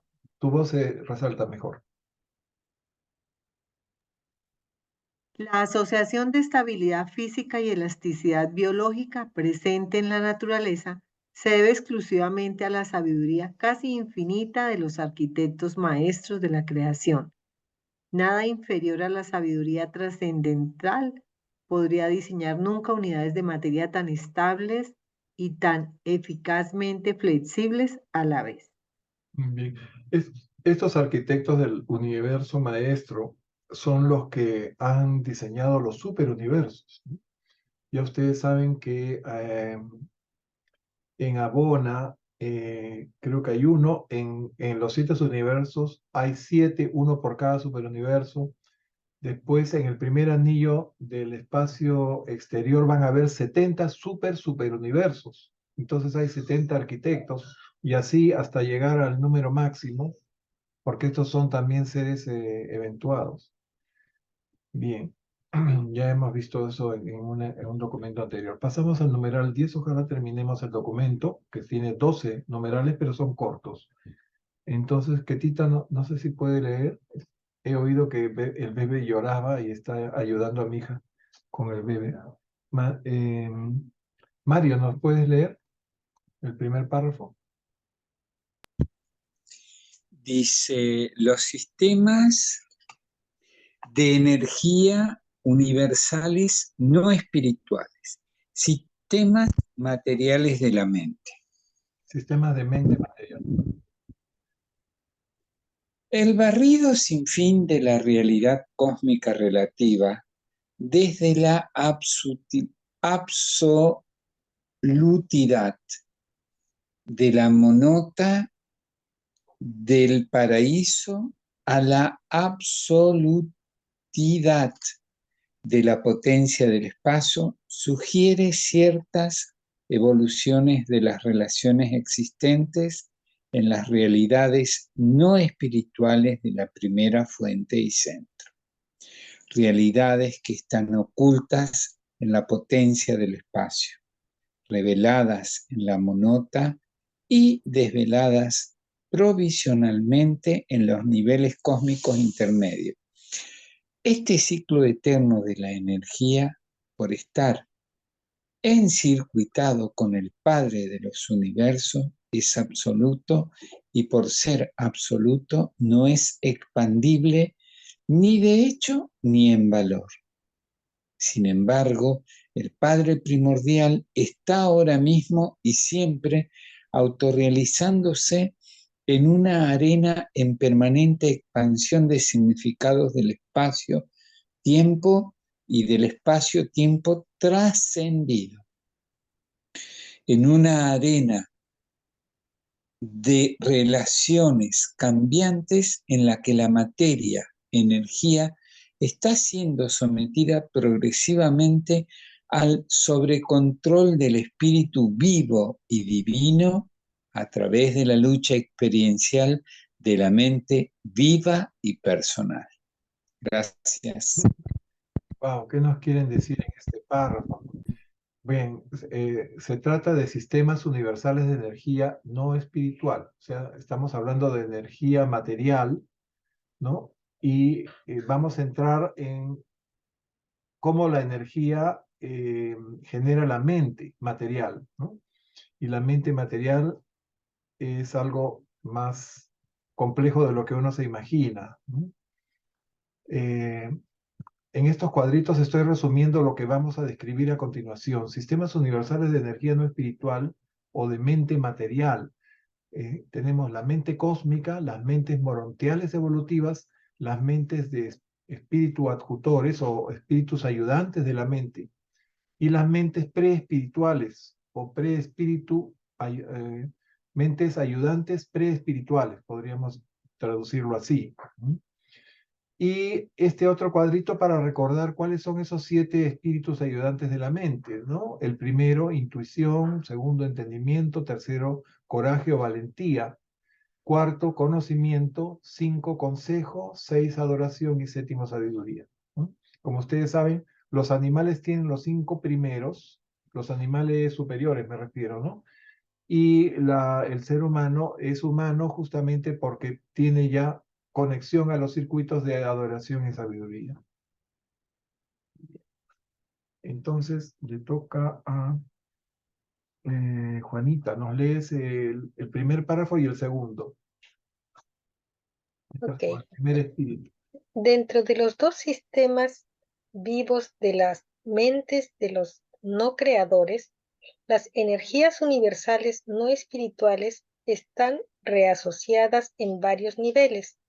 Algunos de estos niveles se pueden describir como sigue. 1.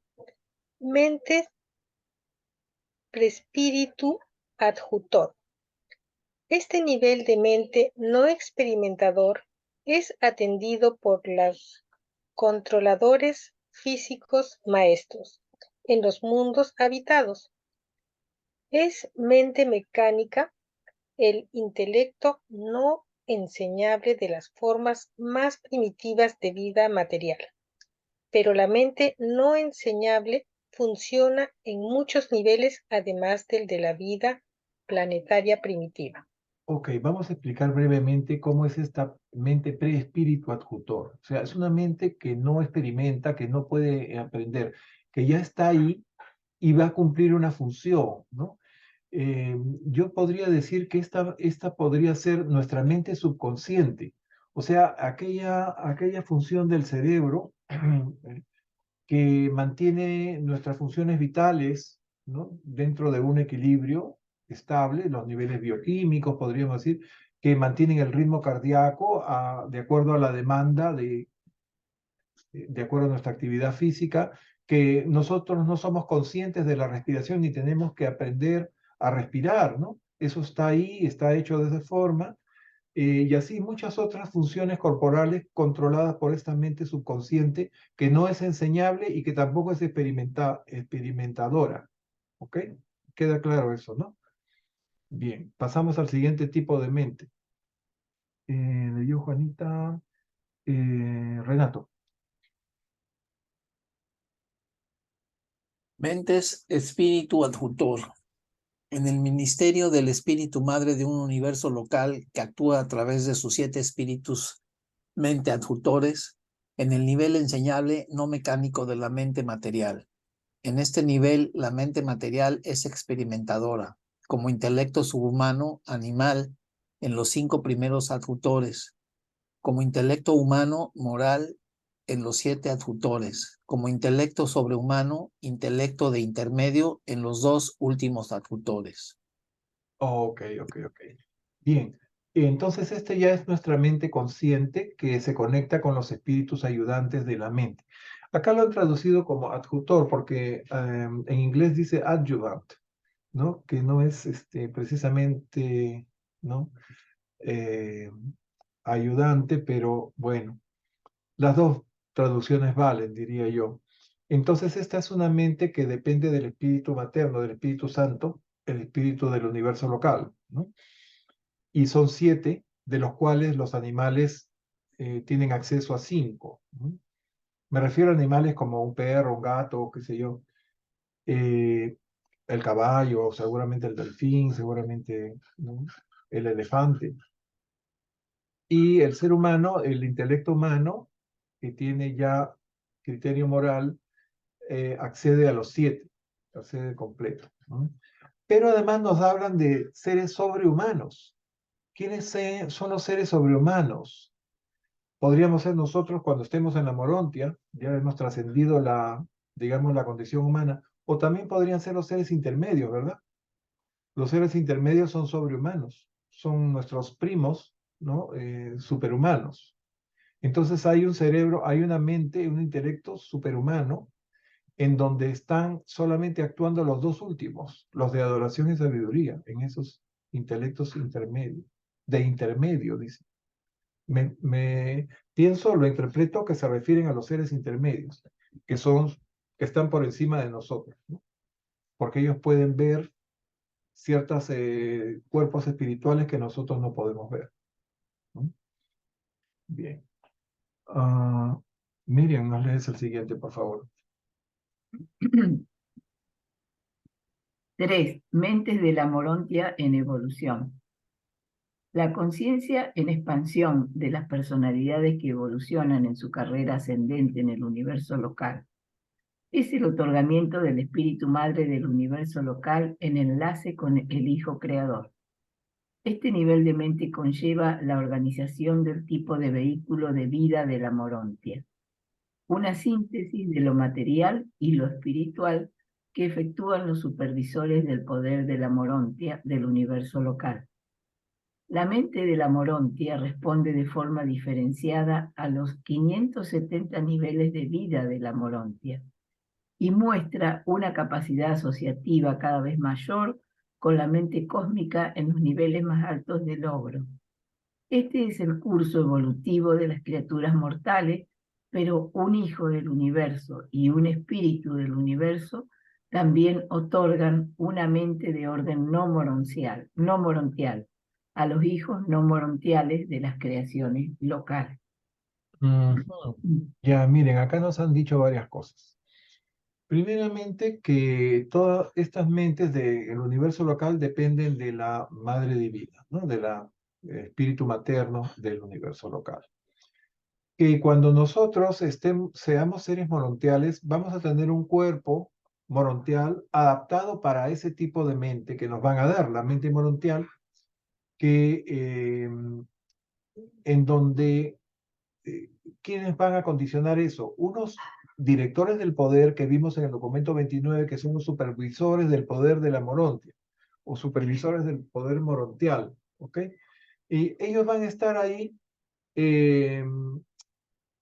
sincronizando o, ¿cómo podríamos decir? Adjudicando la mente correspondiente que nos va a tocar a medida que vayamos evolucionando en la morontia a través de 570 niveles.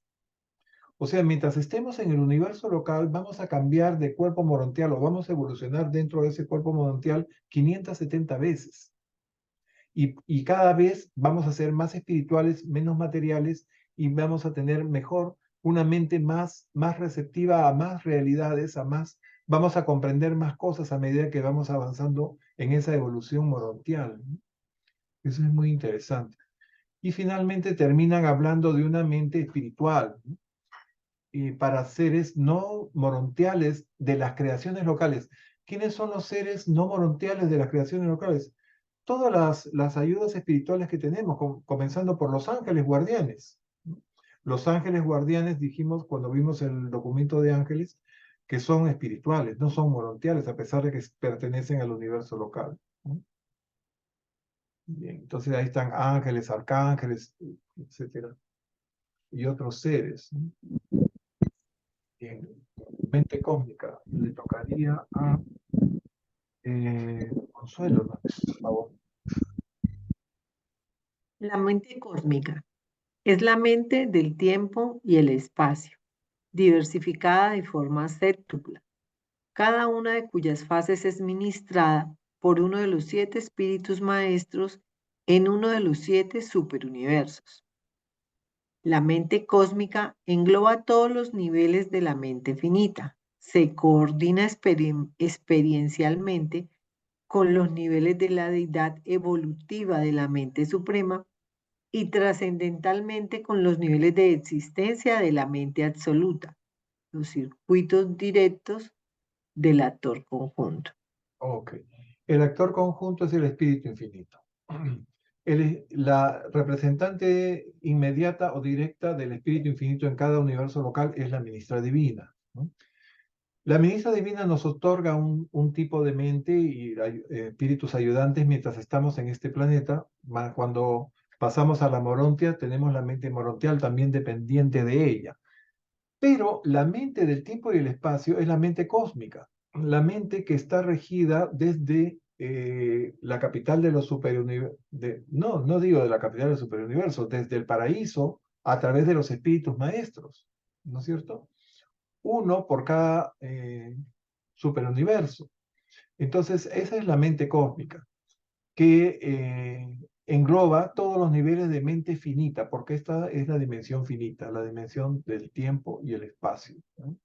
Que se va a coordinar con la mente suprema y, bueno, después podría ascender hasta llegar a la mente absoluta en los circuitos directos del espíritu infinito, pero ya eso es la máxima evolución, pero hay el potencial de llegar a eso. Bien. Entonces, mente cósmica abarca todos los superuniversos. Bien. Yo, Consuelo, no sé si Ketty podría leer, creo que sigue ocupada con el bebé. Bueno, te leo. Mario, por favor. En el paraíso, la mente es absoluta. En Abona, absonita. En Orbontón, finita. La mente conlleva siempre la actividad presencial de un ministerio vivo con sistemas variados de energía, y esto es cierto en todos los niveles y en todos los tipos de mente. Pero más allá de la mente cósmica, se hace cada vez más difícil describir las relaciones de la mente con la energía no espiritual. La mente de Abona es subabsoluta, aunque supraevolutiva, al ser experiencial, existencial, está más cerca de lo absonito que cualquier otro concepto que os haya sido revelado. La mente del paraíso está más allá del entendimiento humano.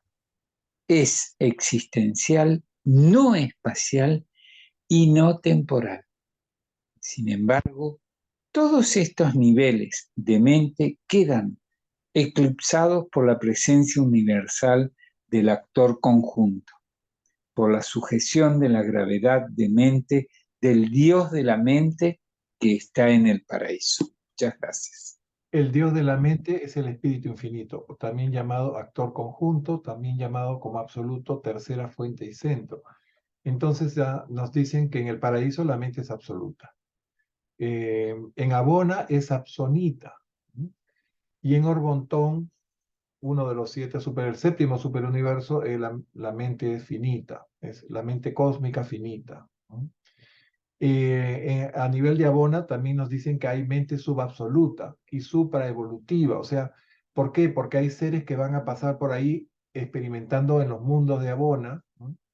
Y van a tener acceso a un tipo de mente experiencial existencial, o sea, una mezcla de la mente absoluta con la mente absonita y la mente finita. Bien, todos son detalles,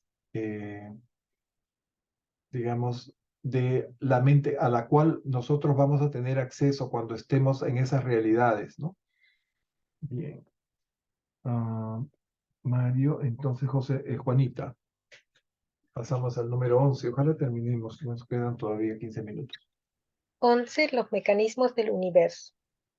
Al evaluar y reconocer la mente, se debe recordar que el universo no es ni mágico ni mecánico.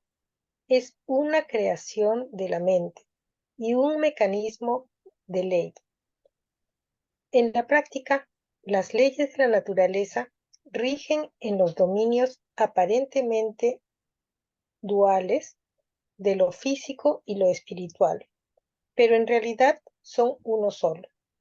La primera fuente y centro es la causa primordial de toda materialización y al mismo tiempo el Padre primero y final de todos los espíritus.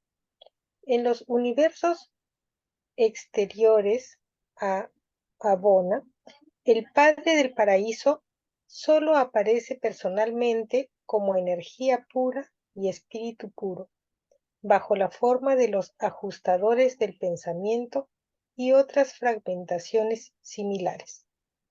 Gracias, Juanita. Entonces, todo se centra en el Padre Universal. Estamos en el monoteísmo, ¿no es cierto? El Padre es la causa primordial de toda la materia, de todo lo que se ha materializado como físico, y al mismo tiempo es el Padre primero y final de todos los espíritus, ¿no? Entonces, y el Padre que está en el paraíso no se manifiesta Él en persona, sino bajo la forma de energía pura y espíritu puro de los ajustadores del pensamiento. Pero los ajustadores no son la única fracción del Padre. Hay otras fracciones que no conocemos, que se asignan seguramente a otro tipo de seres.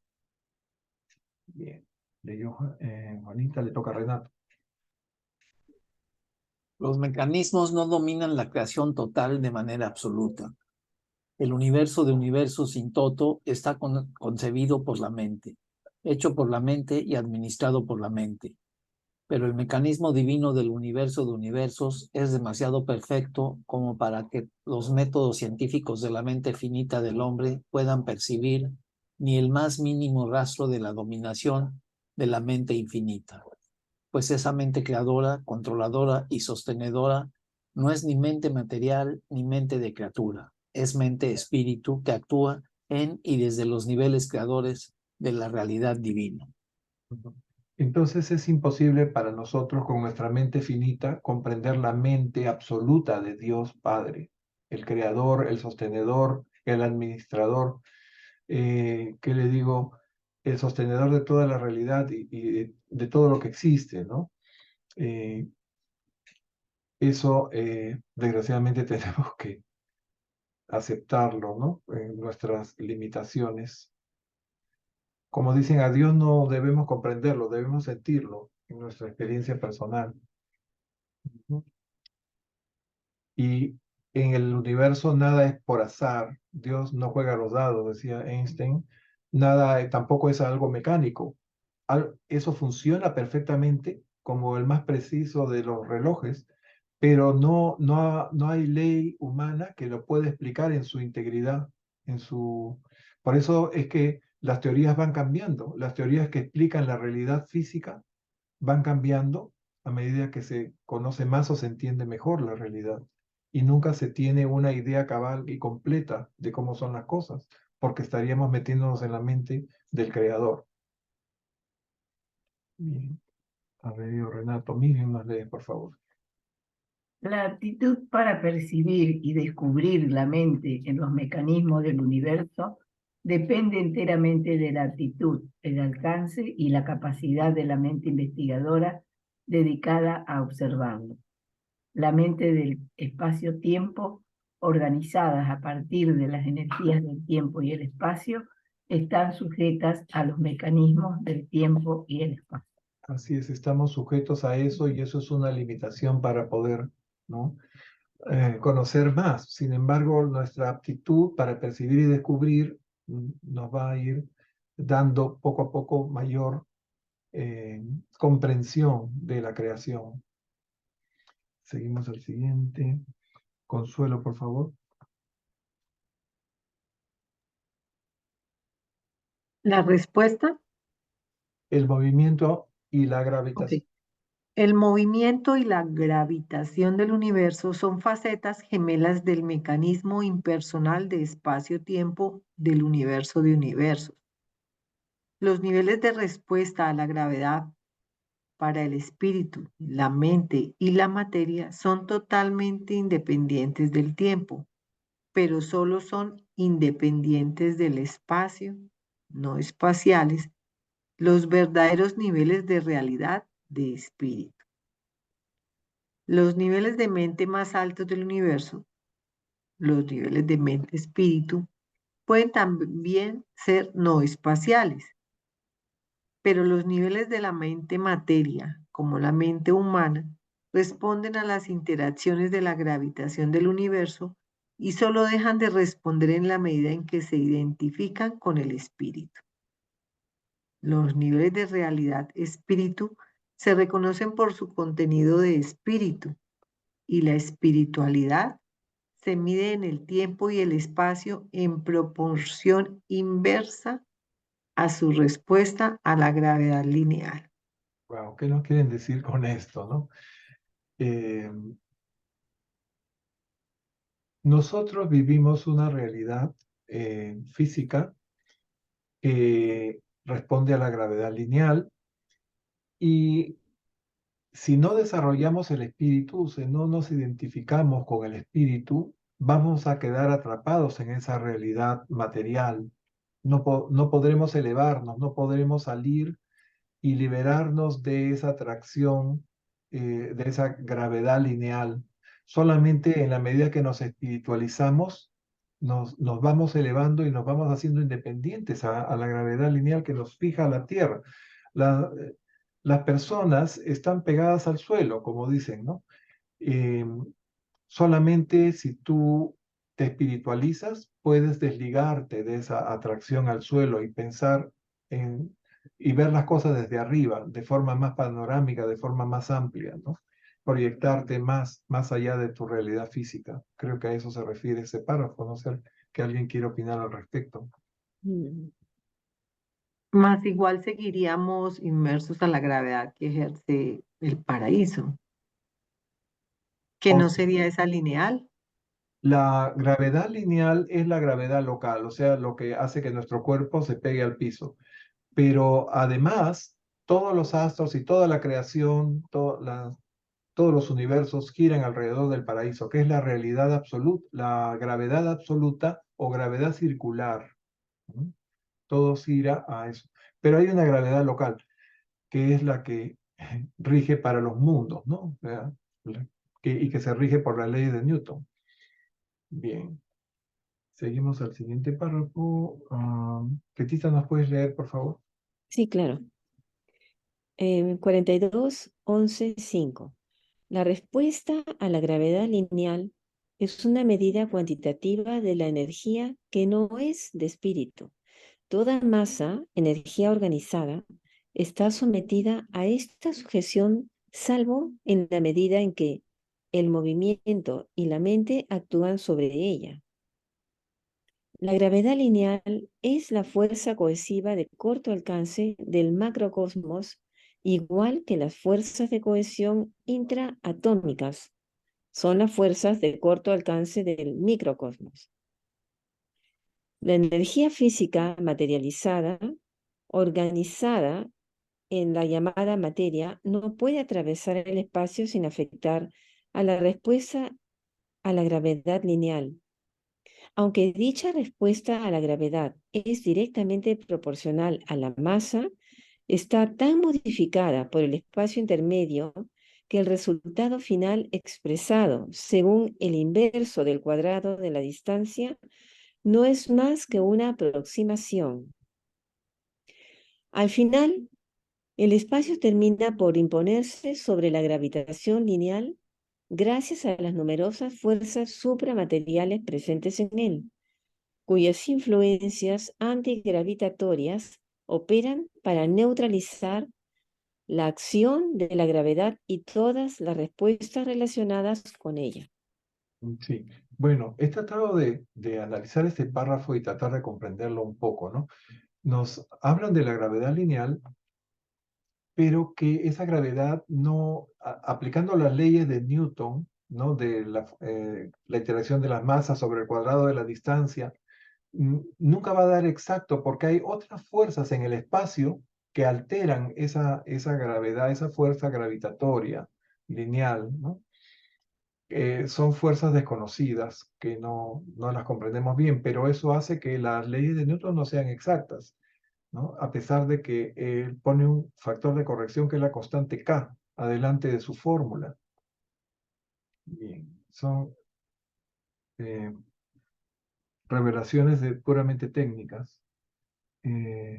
Mario, ¿nos puedes leer el siguiente párrafo? ¿Sigue, Mario? Sí, Adelante. acá estamos. Los mecanismos cósmicos extremadamente complejos y de apariencia muy automática tienden siempre a ocultar la presencia interna de su mente originadora o creadora a todos y cada una de las inteligencias situadas por debajo de los niveles del universo correspondientes a la naturaleza y la capacidad del mecanismo en cuestión. Es inevitable, por lo tanto, que los mecanismos más altos del universo aparezcan ante los órdenes más bajos de las criaturas como desprovistos de mente. La única excepción posible a esta conclusión sería presumir la presencia de la mente en el asombroso fenómeno de un universo que parece mantenerse por sí mismo. Pero esa es una cuestión de filosofía más que de experiencia propiamente dicha. Así es. Entonces, esto es extremadamente complejo, ¿no?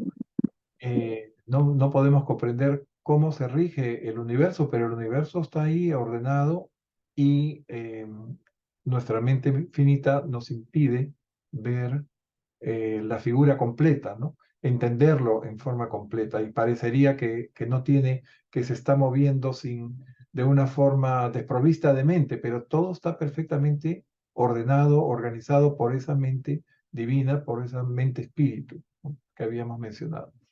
Creo que después de este último párrafo terminamos nuestra sesión. Entonces le tocaría a Juanita. Nos lees y dejaremos la última sección para verla con calma el próximo miércoles. Puesto que la mente coordina el universo, la fijeza de los mecanismos no existe. El fenómeno de la evolución progresiva asociada al automantenimiento cósmico es universal. La capacidad evolutiva del universo es inagotable en la infinitud de la espontaneidad. El progreso hacia la unidad armoniosa, hacia una creciente síntesis experiencial superpuesta a una complejidad de relaciones cada vez mayor, solo lo podría establecer una mente controladora, encaminada a un objetivo. Y léete el último párrafo, por favor. Cuanto más alta sea la mente del universo asociada a un fenómeno cualquiera del universo, más difícil será de descubrir para los tipos más bajos de mente.